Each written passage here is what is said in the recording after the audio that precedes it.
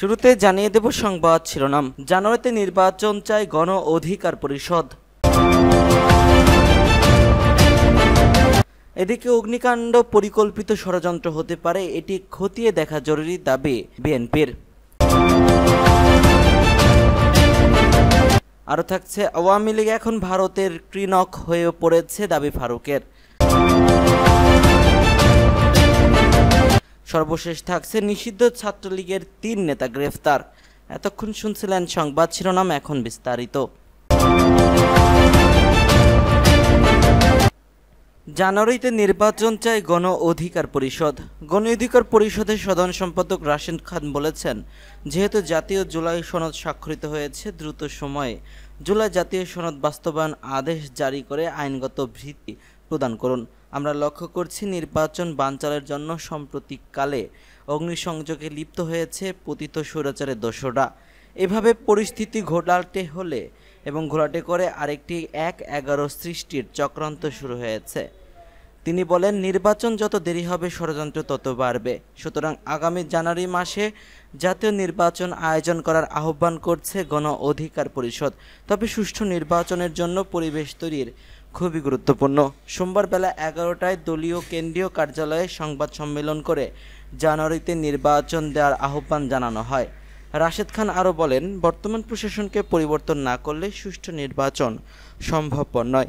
একই সঙ্গে নির্বাচন কমিশনকে পরিষ্কার করতে হবে, আগামী নির্বাচনে আওয়ামী লীগের কেউ নির্বাচনে ডামিমামি ষড়যন্ত্র অন্য দলের হয়ে কোনোভাবেই নির্বাচনে অংশগ্রহণ করতে পারবে না।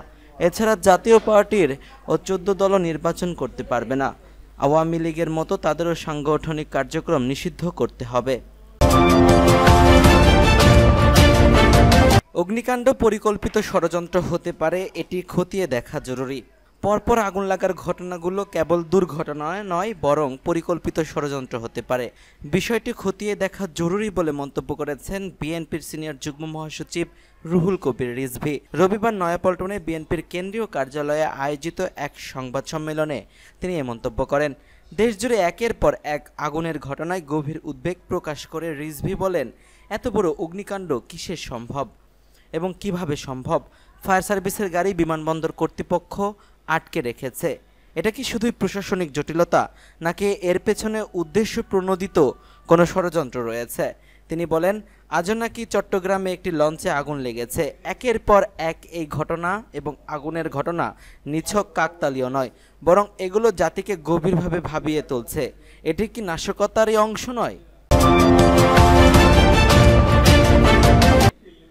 আওয়ামী লীগ এখন ভারতের ক্রিনক হয়ে পড়েছে দাবি ফারুকের। আওয়ামী লীগ এখন ভারতের হাতে ক্রিনক হয়ে পড়েছে বলে মন্তব্য করেছেন বিএনপির চেয়ারপারসনের উপদেষ্টা জয়নুল আবেদিন ফারুক।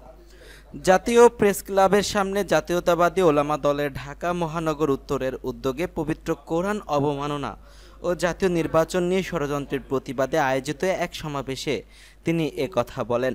জয়নুল আবেদিন ফারুক বলেন, আমি চাই না এমন একটি বাংলাদেশ যেখানে আমার ভোট আমি দেব এই মৌলিক অধিকারটি প্রতিষ্ঠিত হতে না পারে। আপনারা কি চান? শেখ হাসিনা মোদির আশ্রয়ে আবার দেশে ফিরে এসে ফ্যাসিস্ট শাসন প্রতিষ্ঠা করুক? তা কখনোই হতে দেওয়া হবে না। তিনি বলেন, আওয়ামী লীগ এখন ভারতের হাতে ক্রিনক হয়ে পড়েছে। তারা বাংলাদেশের মানুষের স্বার্থ নয়, বরং পরবর্তী দেশের স্বার্থ রক্ষায় ব্যস্ত। তিস্তা নদীতে আমরা পানি পাই না, ফারাক্কা বাঁধ সময় মতো খোলে না, ফেলানির লাশ সীমান্তে ঝুলে থাকে। তারপরেও তারা বলে, মোদি আমাদের বন্ধু। মোদি কখনো বাংলাদেশের বন্ধু হতে পারে না। নিষিদ্ধ ছাত্রলীগের ৩ নেতা গ্রেফতার। রাজধানীতে নাশকতার পরিকল্পনার অভিযোগে নিষিদ্ধ সংগঠন ছাত্রলীগের ৩ নেতাকে গ্রেফতার করেছে ঢাকা মহানগর গোয়েন্দা পুলিশ ডিবি। গত ২৪ ঘন্টায় ঢাকা মহানগরীর বিভিন্ন এলাকায় অভিযান চালিয়ে তাদের গ্রেফতার করা হয়।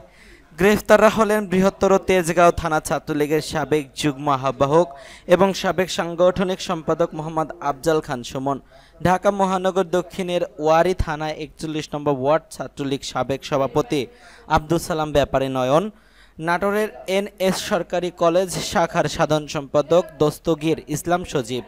ডিবি সূত্রে জানা যায়, গ্রেফতার রাজধানীর বিভিন্ন এলাকায় নাশকতা সৃষ্টির পরিকল্পনা করে আসছিল গোয়েন্দা।